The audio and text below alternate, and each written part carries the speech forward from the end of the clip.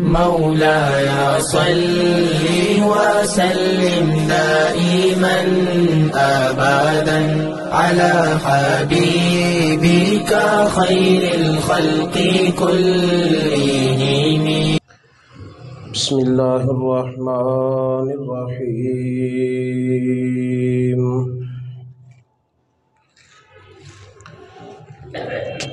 الحمد لله نحمده ونستعينه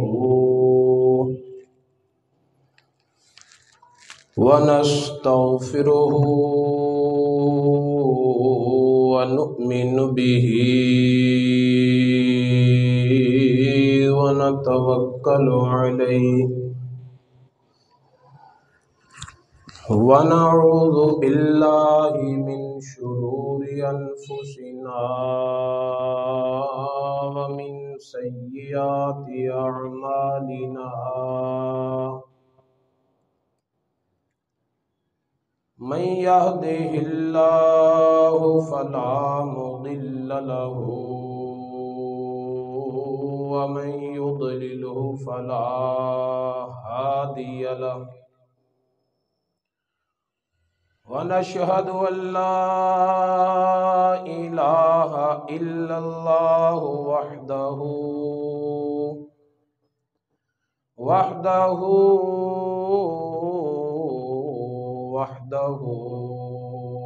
لا شريك له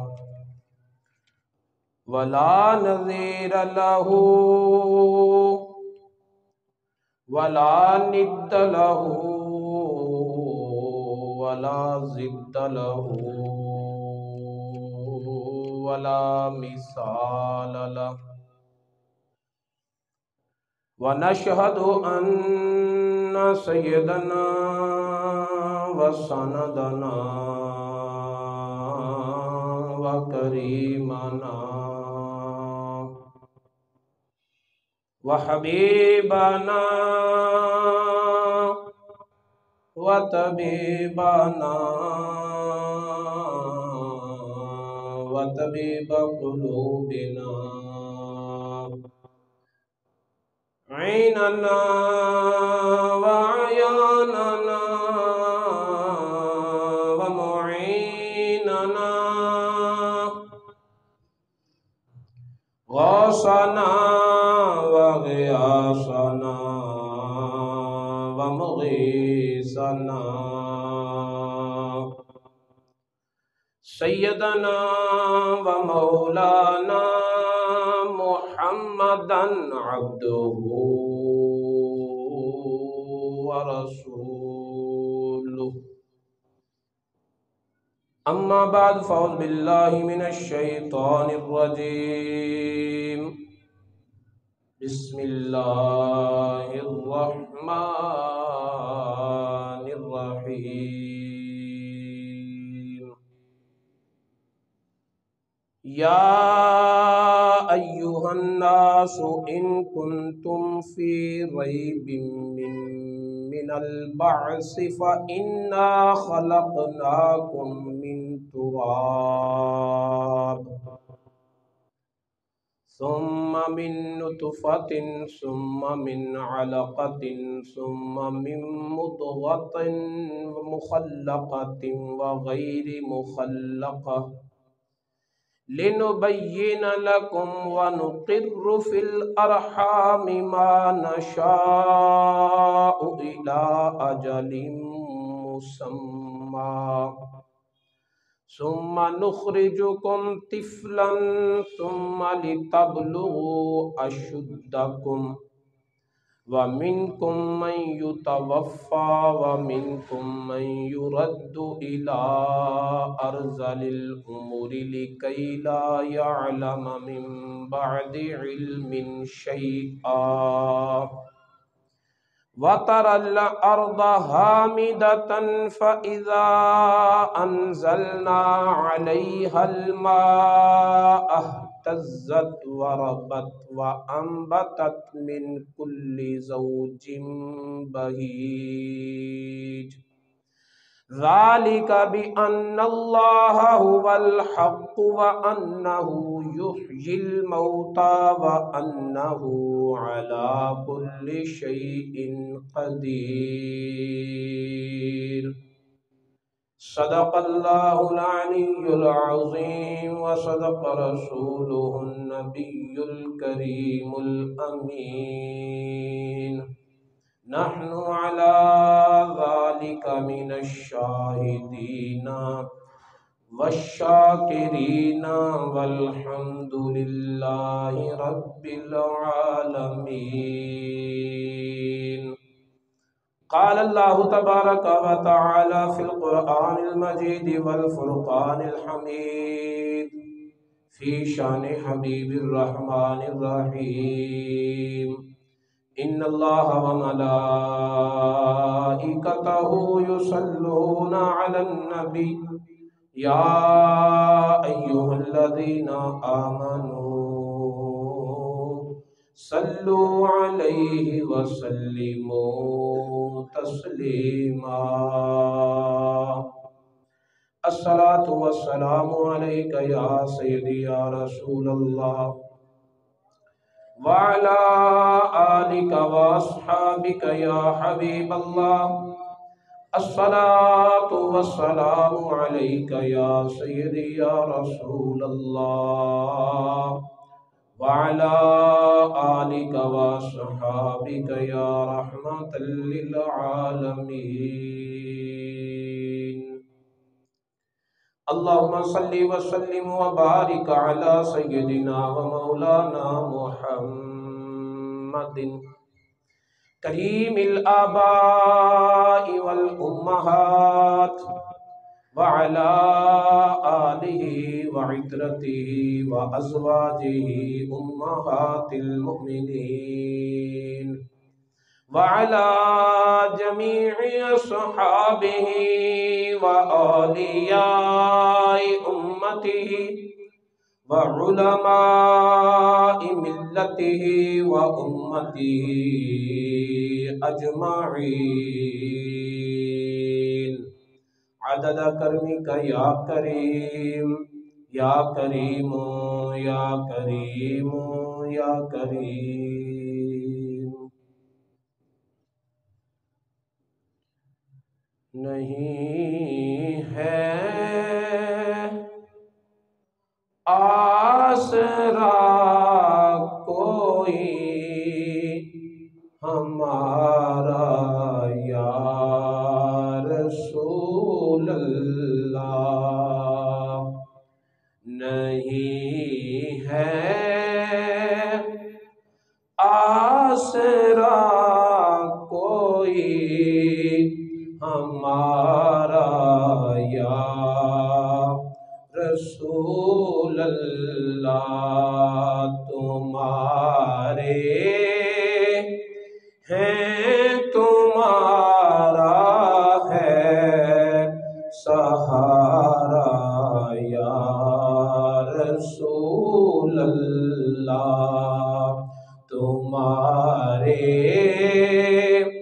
ہیں تمہارا ہے سہارا یا رسول اللہ۔ خدا حافظ خدا ناصر صحیح، لیکن یہ محشر ہے۔ خدا حافظ خدا ناصر صحیح، لیکن یہ محشر ہے۔ یہاں تو آپ ہی دیں گے سہارا یا رسول اللہ، یہاں تو آپ ہی دیں گے سہارا یا رسول اللہ، نہیں ہے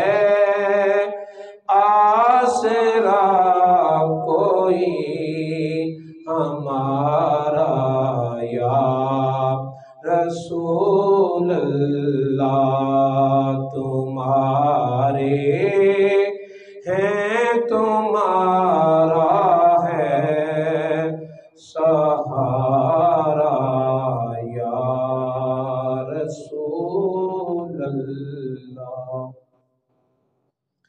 اللہ تعالیٰ کی حمد و ثنا کے بعد اللہ رب العزت کے بڑے ہی پیارے محبوب خدا، تاجدار بطحا، قبلہ کونین، سرکار دو عالم، نور مجسم،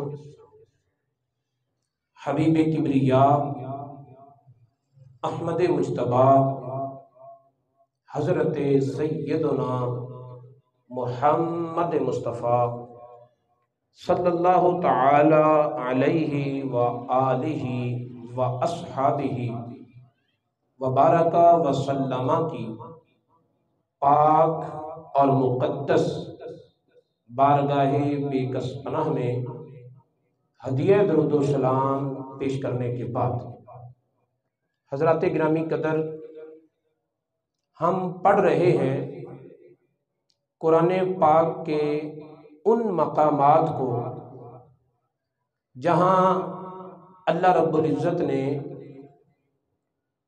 ساری انسانیت کو خطاب فرمایا ہے، بلا امتیاز مذہب و مسلک، کوئی کسی مسلک سے ہو، کوئی کسی مذہب سے ہو، بطور انسان جو ہر انسان کے لیے قابل غور باتیں ہیں، اللہ رب العزت ان باتوں کی طرف توجہ دلا رہا ہے، جن امور کی طرف غور و فکر کرنا ہمارے انسان ہونے کا تقاضا ہے۔ اللہ رب العزت ان امور کی طرف ہماری عقلوں کو متوجہ کر رہا ہے۔ تو یہ قرآن پاک کا 10واں مقام ہے جہاں پر اللہ رب العزت نے پوری انسانیت کو خطاب کیا اور فرمایا کہ یا ایھا الناس، اے انسانوں،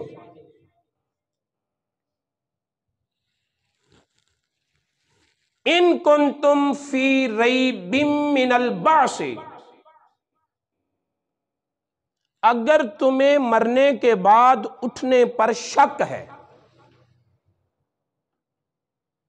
کوئی اس بات کو حقیقت مانتا ہے، کوئی اس بات کو حقیقت نہیں مانتا۔ ہم ایک دوسرے کی باتوں سے، ایک دوسرے کے الفاظ سے، ایک دوسرے کے بیانات سے، ایک دوسرے کے کردار سے کنسپٹ قائم کرتے ہیں کہ وہ بندہ کیسا ہے، لیکن اللہ رب العزت تمہارے زبان سے نکلے ہوئے لفظوں کو نہیں دیکھتا، تمہارے دل میں آنے والے خیالات کو جانتا ہے۔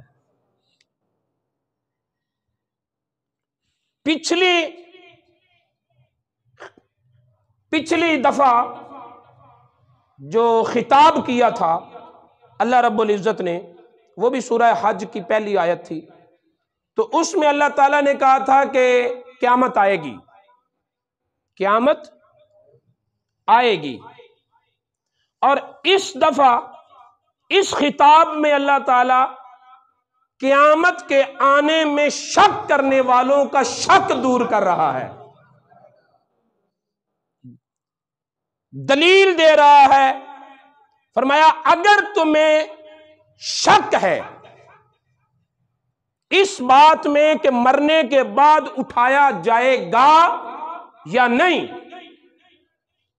کتنی نسلیں بیت گئیں، ہمارے باپ، ہمارے دادا، ہمیں کہتے رہے، بچپن سے سن رہے ہیں قیامت آنے والی ہے، قیامت آنے والی ہے، ابھی تک آئی نہیں، پتہ نہیں آنی بھی ہے یا نہیں۔ کئی لوگوں کی یہ سوچ ہوتی ہے، تو اللہ تعالیٰ ان لوگوں سے خطاب کر رہا ہے اور فرما رہا ہے اگر تمہیں شک ہے تو پھر ذرا اپنی سوچ کو اس طرف بھی بوڑو کہ فَإِنَّا خَلَقْنَاكُمْ مِن تُرَابٍ، ہم نے تم کو مٹی سے پیدا کیا ہے۔ ذرا اپنی باڈی کو دیکھو، اپنی آنکھوں کے نور کو دیکھو، اپنی کانوں کی سماعت کو دیکھو، اپنے لمس اور احساس کو دیکھو، اپنے دماغ اور سوچ کو دیکھو، اپنے چلنے کی رفتار کو دیکھو، اور زمین کی مٹی کو دیکھو۔ کائنات میں کوئی ایسی لیبارٹری ہے جو مٹی سے ایسا نمونہ تیار کر سکے، جو مٹی میں دیکھنے والی تاثیر پیدا کر سکے، جو مٹی میں بولنے والی قوت پیدا کر سکے؟ فرمایا دیکھو ہم نے تم کو، فرمایا میری بات تسلیم کرنے کے لیے تجھے سمندروں کی گہرائیوں میں پہنچنے کی ضرورت نہیں، تجھے آسمان کی وسعتوں میں کھونے کی ضرورت نہیں، تجھے ستاروں اور کہکشاؤں کا مطالعہ کرنے کی ضرورت نہیں، تو اپنے وجود کو دیکھ لے، میری ربوبیت سمجھ آ جائے گی۔ وَفِي أَنفُسِكُمْ أَفَلَا تُبْصِرُونَ، رب فرماتا ہے میری قدرت کی نشانیاں تیرے وجود کے اندر موجود ہیں، تو دیکھنے والا نہیں، تیرا دماغ کام نہیں کرتا؟ تو دیکھ، لوہے کا بنا ہے، پلاسٹک کا بنا ہے، لیلن کا بنا ہے، کس کا بنا ہے؟ رب فرماتا ہے تیرے وجود میں ہڈیاں، تیرے وجود کے پٹھے، تیرے جسم کی رگیں، تیرا گوشت، تیرا پوست، تیرے اندر کی صلاحیتیں، تیری آنکھوں کا نور، تیرے کانوں کی سماعت، تیری زبان کی گفتار، تیرے پاؤں کی رفتار، تیرے ہاتھ کی پکڑ، یہ سب ہم نے مٹی سے پیدا کی ہے۔ جو خدا مٹی سے ایسا مجسمہ بنا سکتا ہے، وہ اسے مرنے کے بعد دوبارہ زندہ نہیں کر سکتا؟ اور پھر دیکھ تجھے کن مراحل سے گزارا، ہم نے تم کو مٹی سے پیدا کیا۔ آپ کہیں گے بھی ہم تو اپنے ماں باپ سے پیدا ہوئے ہیں، تو تمہارے ماں باپ کیسے پیدا ہوئے؟ وہ اپنے ماں باپ سے پیدا ہوئے۔ وہ کیسے پیدا ہوئے؟ وہ اپنے ماں باپ سے پیدا ہوئے۔ اسی طرح چلتے جائیں چلتے جائیں، آخر کار جس ایک وجود پر بات رکے گی، اللہ فرماتا ہے میں نے اس کو مٹی سے پیدا کیا ہے۔ حضرت آدم علیہ السلام کو تیری نوع اور تیری جنس کی اصل کو مٹی سے پیدا کیا ہے۔ بات سمجھائیے؟ یا اس کا یہی مطلب ہے؟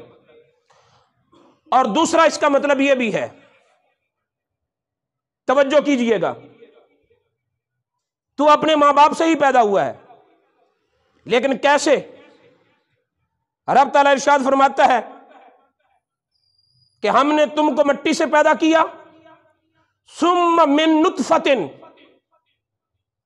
پھر تمہیں ہم نے پانی کی ایک بوند سے پیدا کیا، پانی کی ایک بوند سے پیدا کیا۔ تو اپنے باپ کے نطفے سے بنا، لیکن تیرے باپ کا کے جسم میں جو نطفہ تھا وہ کیسے بنا؟ توجہ ہے؟ مسئلے گہرے ہوتے ہیں، ٹائم تھوڑا ہوتا ہے۔ تیرے باپ کے وجود میں جو نطفہ تھا، ریڑھ کی ہڈی میں ٹھہرنے والا پانی، مستقر، وہ کیسے وجود میں آیا؟ وہ کیسے تخلیق ہوا؟ تو کہے گا کہ وہ میرے باپ نے جو خوراک کھائی، روٹی کھائی گندم کی، मकई की, चावल खाए, फल खाए, गोश्त खाया, तूने, तेरे बाप ने जो भी खाया वो उगा कहां से था?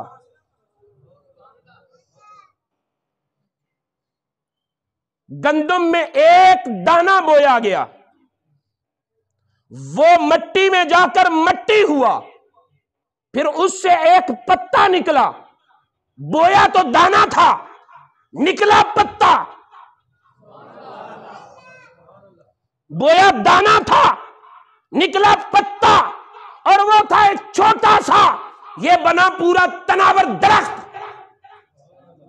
उस पर बना सिट्टा, बाली, और सिर्फ एक सिट्टा नहीं, एक शाख पर कई सिट्टे। वो एक दाने के साथ क्या चीज मिली, ज्यादा दाने बने? बोलो तो सही ना। मट्टी के अंदर और कोई कनक है तो वो मट्टी को खोद कर निकाल लो, एक दाने को दरख्त बनाकर उससे 100-100, 200 दाने कैसे बनते हैं? वो दाना मट्टी में जाकर मट्टी बनता है, उसके साथ मट्टी और मिलती है।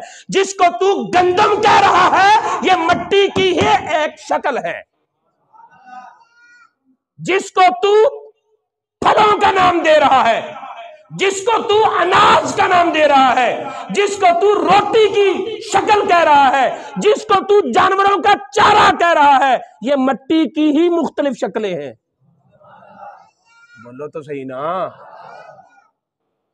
सटाले की शक्ल में, गंदम की शक्ल में, गेहूं की शक्ल में, गन्ने की शक्ल में, कपास की शक्ल में, जो चीज मट्टी से उग रही है, तो कौन सी चीज उगा रही है? जो दाना मट्टी में बोया जाता है, उसमें कौन सी चीज मिलती है और वो ज्यादा होते हैं? ये मट्टी की ही शक्लें हैं।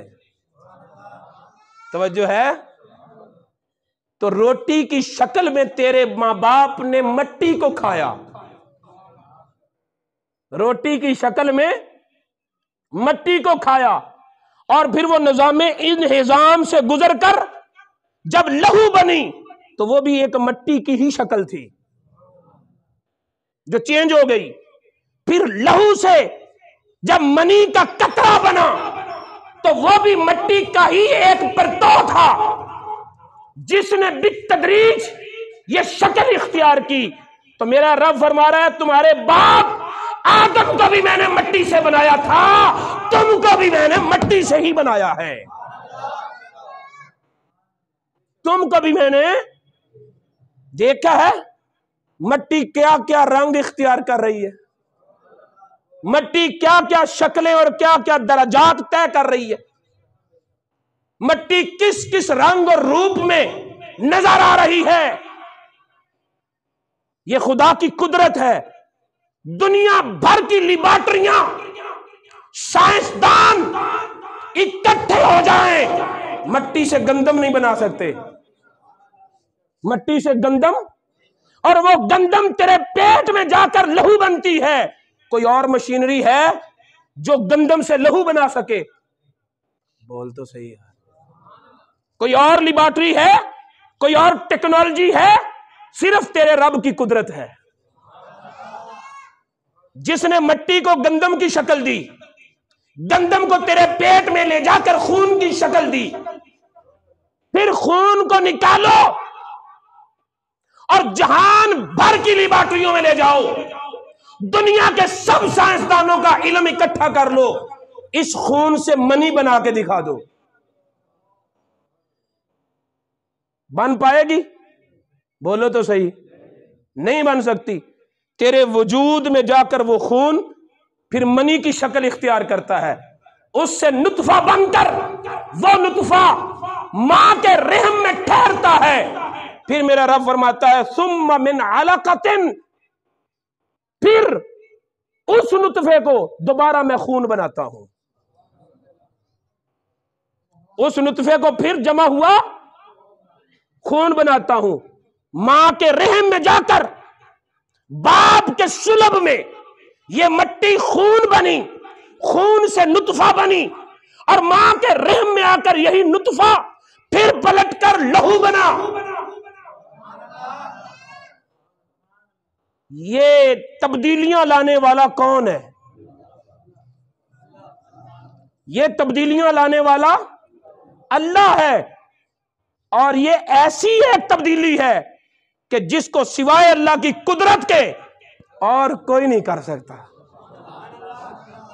کوئی لیبارٹری نہیں جو انسانی نطفے کو لے کر اسے خون کی شکل دے سکے، اسے خون کی شکل دے سکے، پھر ماں کے پیٹ میں جا کر وہ نطفہ لہو بنا، لہو سے پھر وہ گوشت بنا۔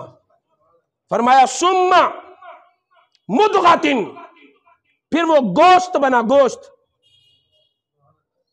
کیا بنا؟ گوشت کی کمی کو پورا کرنے کے لیے بلیلر تو بنا لیا، کوئی لہو سے گوشت بنا کر دکھائے۔ جب جانور کو ذبح کیا جاتا ہے تو اس کا لہو زمین میں سما جاتا ہے نا، تو اکٹھا کر لیں اسی کسی برتن میں اور لے جائیں کسی لیبارٹری میں، سارے سائنسدان مل کر لگائیں کوئی فارمولا اور بنائیں اس لہو سے گوشت، اس لہو سے ہڈیاں، اس لہو سے رگیں، اس لہو سے پٹھے، اس لہو سے آنکھیں، اس لہو میں پیدا کریں۔ دیکھنے کی، سننے کی، بولنے کی، چلنے کی، پکڑنے کی، سونگھنے کی طاقتیں، پھر پتہ چلے گا کہ یہ صرف کام خدا کا ہی ہے۔ لہو سے گوشت بنایا، پھر فرمایا مخلقۃ وغیر مخلقۃ، کسی کو وہیں سے نیچے گرا دیا، جسے کہتے ہیں کچا بچہ گر گیا، کسی کو ضائع کر دیا، اور کسی کو ہم نے انسان بنا دیا۔ تو ضائع نہیں ہوا، تو انسان بنا ہے، شکر نہیں ادا کرتا۔ پھر فرمایا کہ مخلقۃ وغیر مخلقۃ، کسی کو تو ہم نے پورے آزادی دیے، کسی کو کم آزادی ہے۔ کوئی پیدائشی طور پر لنگڑا بھی ہوتا ہے، لولا بھی ہوتا ہے، اندھا بھی ہوتا ہے، بہرا بھی ہوتا ہے۔ فرمایا مخلقۃ وغیر مخلقۃ، یہ اتفاق سے نہیں ہوتا، میرا رب فرماتا ہے ہمارے کرنے سے ہوتا ہے۔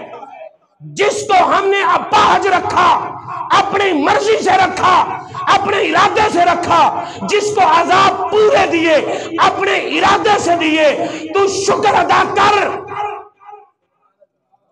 ایسا نہیں کہ تیرے ماں باپ نے خوراک کم کھائی تو تیرے عذاب کم بنے، زیادہ خوراک کھائیں تو زیادہ عذاب بنیں گے۔ فرمایا نہیں، یہ ہمارے ارادے سے ہے، جسے چاہیں مکمل انسان بناتے ہیں، صحیح العذاب بناتے ہیں، جسے چاہیں اپاہج کر دیتے ہیں۔